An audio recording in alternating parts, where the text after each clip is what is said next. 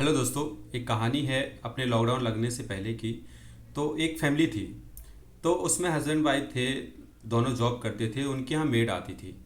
तो हस्बैंड ने अपनी वाइफ से कहा कि हम क्यों ना लॉकडाउन लगने वाला है और हमारी मेड इसकी सैलरी बंद कर देते हैं और इनको काम से वापस कर देते हैं घर पर, क्योंकि लॉकडाउन लग रहा है। आगे चल के बहुत सारी समस्याएं आएंगी, उनको अभी से हम देख लें। तो पत्नी ने कहा नहीं, ऐसा नहीं करना चाहिए हमको। ऐसा करना सही नहीं रहेगा, क्योंकि उनका हमारा तो जॉब चल रहा है, लेकिन इनका तो सिर्फ यही एक बिजनेस है, यही एक काम है जो हमारे यहाँ पे कुछ थोड़ा बहुत कमा लेती हैं, उसमें अपने घर का गुजारा करती हैं। तो पत्नी ने मना किया, लेकिन पति नहीं माना। उसने कहा नहीं। तो इसी चक्कर में 2-3 दिन इनकी लड़ाई झगड़े आपस में बनते रहे। और ये फिर से दूसरे दिन पति ने वही चीज़ें गिनाई कि देखो, ये इस दिन काम नहीं करा था, इस दिन इसने खाना सही नहीं बनाया था, ऐसा नहीं किया, वैसा नहीं किया, बहुत सारी चीज़ें बनाई जिससे कि ये काम से इसको निकाल दिया जाए और ये कुछ अपने यहाँ पे ना रहे, तो हमें सैलरी नहीं देनी पड़ेगी।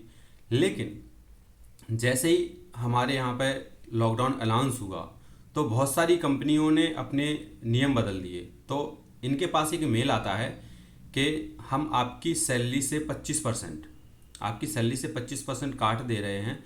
जबकि आपको वो काटेंगे नहीं, आपको लॉकडाउन ख़त्म हो जाएगा, उसके बाद जब कंपनी स्टेबल हो जाएगी तो उसके बाद आपको दे दिया जाएगा।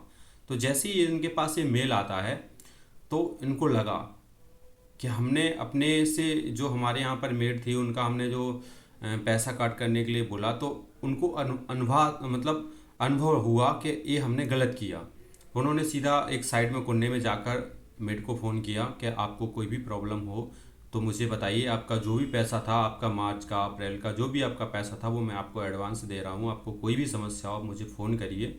ये पत्नी एक कॉल पीछे से सुन रही थी। तो उन्होंने कहा कि देखो, मैंने तो आपसे पहले ही कहा था कि ऐसा नहीं करना चाहिए हमको, ये करना बहुत सही नहीं है।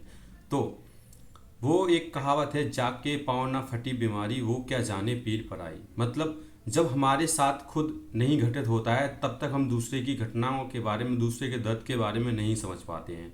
तो उन व्यक्ति के साथ में खुद हुआ, जब उनके साथ में खुद ऐसी घटना हुई, तब जाके वो समझे कि हाँ, हमारी मेट के साथ में क्या घटित हो रहा होगा। इसलिए ये जो भी सक्षम व्यक्ति हैं, वो अपने से दूसरों की मदद करने के लिए पीछे ना हटें। आप चाहे कैसे भी मदद करें, अगर आप मदद नहीं भी कर पा रहे हैं तो आपके यहाँ जो वर्कर हैं, आपके यहाँ जो काम कर रहा है, उसको आप ना हटाएं। क्योंकि समस्याएं हर किसी के साथ आती हैं, लेकिन उन समस्याओं में अगर हम कुछ ऐसा कर देते हैं तो दूसरे लोगों के भी ऊपर क्या बीतती है, ये उस समय पता चला जब उनको स्वयं को समस्या आई। तो हमें ऐसा करना है कि हम जितनी भी हो सके, जितनी भी, ज़रूरी नहीं है बहुत बड़ी, छोटी से छोटी हेल्प हम कर सकते हैं किसी भी तरीके से।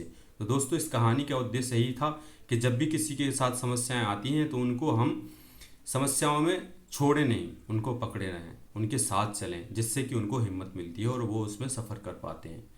तो इस कहानी का यही उद्देश्य था। बहुत बहुत धन्यवाद दोस्तों। चैनल को सब्सक्राइब कीजिए, लाइक कीजिए, कमेंट कीजिए, और अच्छी कहानी लगी तो शेयर कीजिए। धन्यवाद।